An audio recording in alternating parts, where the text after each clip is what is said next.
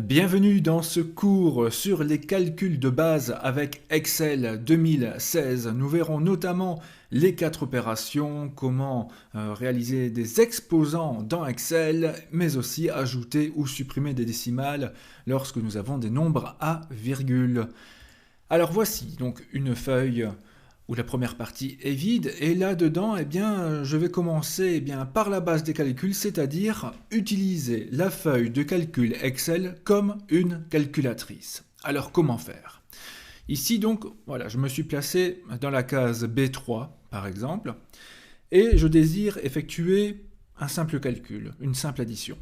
Alors, pour dire à Excel que nous allons effectuer un calcul, donc qu'il ne doit pas afficher ce que l'on va taper, mais bien le résultat de l'opération, on va commencer toujours par le symbole égal. Donc je commence par égal. Et là, Excel va comprendre qu'il devra calculer quelque chose. Et là, donc, je peux taper un simple calcul, exemple 5 plus 9, j'appuie sur Entrée, Enter, et ça me donne bien 14. D'accord? Alors si je clique à nouveau sur la case B3, nous remarquons ici que dans FX, là j'ai la formule, c'est la barre de formule, j'ai le calcul effectué que l'on peut retrouver. D'accord? Donc voilà, ici j'ai effectué une addition, ici je vais effectuer une soustraction, égale par exemple 24 moins 11, ça donne bien 13, tout va bien. Alors ensuite, pour effectuer une multiplication, exemple 5 fois 4 égale 5. Alors, pour multiplier, pour mettre le fois, on ne tapera pas X, surtout pas, mais l'astérisque, c'est-à-dire la petite étoile. 5 fois 4 égale 20. Pour la division, égale, et là je vais le faire exprès, par exemple, je vais mettre une division 7 ou alors 27 divisé par 23, voilà. Donc 27 divisé, là on va utiliser le slash, la barre oblique, par 23, et voilà ce que ça nous donne comme résultat. D'accord? Donc là, nous avons effectué les 4 opérations directement sur la feuille en Excel. Alors ce qui est intéressant aussi, ici vous voyez que j'ai un nombre à virgule, ici donc il contient 6 décimales. Un moyen très simple pour réduire les décimales et arrondir ce nombre, par exemple ici je vais le faire à 2 décimales, cela devrait donc donner 1,17. Regardez, ici dans Accueil, dans le groupe Nombre, nous avons les 2 derniers boutons. Le premier permet d'ajouter les décimales, et l'autre de réduire les décimales. Donc là j'en ajoute, forcément ça me rajoute un 0, mais si j'en réduis, regardez, à chaque fois, il arrondit, et ainsi j'ai bien 1,17. D'accord? Donc voilà, mais il n'a pas oublié les autres. Vous voyez que si j'en ajoute, on récupère bien le nombre entier. Mais comme ici, voilà, j'étais à 1,1739, ça arrondit à 1,174174. Voilà pour les 4 opérations. Alors, ensuite, on peut avoir aussi un autre cas. Exemple, voilà, j'ai un nombre A, je vais taper par exemple le nombre 5. J'ai un nombre B, par exemple, voilà, le numéro 3. Ce que je peux faire aussi, c'est réaliser des calculs par rapport à d'autres cases.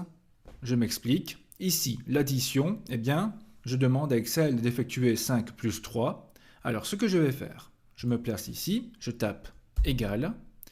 Et là, au lieu de taper directement 5 plus 3, je vais taper le nom de la case. Ainsi, quand je vais changer les nombres A et B, l'opération se fera automatiquement. Je vous montre cela en image. Ici, addition. Mon 5 se trouve dans la case C10 chez moi. Le 3 se trouve dans la case C12. Donc je vais faire égal C10 plus C12. Là, je les tape à la main, mais j'aurais pu aussi cliquer sur les cases correspondantes. Ça aurait fonctionné. Voilà, C10 plus C12, ça donne bien 8. Soustraction. Cette fois-ci, égal. Je vais cliquer. C10, moins. Je clique à nouveau. C12, ça marche aussi. Ça donne bien 2. La multiplication, vous avez compris comment faire. Égal. C10 fois C12, donc l'astérisque.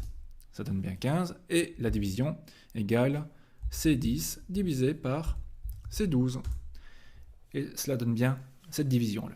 Très bien. Alors l'avantage de cette méthode-là, c'est que maintenant, si par exemple, je modifie mon nombre b, au lieu de 3, je mets 4, j'appuie sur la touche pour actualiser, et voilà. Le calcul a automatiquement été fait. Alors, chez certains d'entre vous, l'actualisation se fera automatiquement, c'est-à-dire que dès que le 4 aura été tapé, vous aurez directement le résultat. Moi, j'ai dû appuyer sur la touche F9 de mon clavier pour dire à Excel, voilà, actualise les résultats. Cela dépend juste des options que vous avez mises dans votre logiciel. D'accord? Donc F9 pour éventuellement actualiser. Mais voilà, ça fonctionne très très bien et ainsi ça nous permet de préparer en quelque sorte des formulaires que vous n'aurez plus qu'à remplir et les calculs se feront ensuite automatiquement. Et ça c'est plutôt très bien aussi. Voilà pour les calculs de base. Une dernière petite chose, un dernier petit détail assez intéressant. Ici je mets par exemple, voilà, agrandir un peu, je le fais exprès. Ici donc ma case ou du moins ma ligne 10. Alors vous remarquez ici donc que tout ce que l'on entre dans nos cases se retrouve ici. Par exemple pour les calculs c'est la formule et pour le texte eh bien ça récupère le texte. Eh bien sachez que cette petite barre de formule on peut aussi l'agrandir. Vous voyez que si je me mets tout à fait en bas de cette barre, j'ai une double flèche qui apparaît, je peux la prendre, laisser enfoncer la souris et ainsi agrandir cette zone, utile notamment pour de très longues formules que l'on verra ensemble dans d'autres vidéos, vous aurez de bons exemples, mais cela nous permet aussi d'éventuellement taper quelque chose en dessous de la première ligne. Et alors pour passer en dessous, dans Word, eh bien on appuie simplement sur Enter ou on fait aussi Shift Enter. Attention, dans Excel, pour passer en dessous tout en restant dans la même case, nous allons faire la combinaison de touches Alt plus Enter. Donc vous avez la touche Alt, ALT, que vous laissez enfoncer. Vous appuyez sur Enter, ça me place juste en dessous. Et ici, en dessous de l'addition, je vais mettre par exemple premier calcul. J'appuie sur Enter et regardez ce que cela donne. Eh bien, dans la même case, j'ai du texte voilà, qui est bien aligné à gauche, mais la ligne premier calcul est bien passée en dessous tout en restant dans la même case, ce qui n'est pas toujours facile dans Excel. Et cela vous évite aussi de faire d'innombrables espaces, espaces, espaces pour en arriver là. Donc pensez à cela pour passer à la ligne, tout simplement, c'est un peu un retour chariot comme on dit dans la bureautique, eh bien on appuie sur Alt plus Enter uniquement dans Excel. Voilà pour les calculs de base. Enfin, pour nos amis mathématiciens, il serait également intéressant de pouvoir faire nombre A exposant le nombre B. Donc ici, je vais taper l'intitulé, donc nombre A exposant le nombre B. Et alors, pour pouvoir mettre le petit b en exposant, eh bien dans Excel, on va sélectionner juste la lettre, soit ici, soit dans la barre de formule.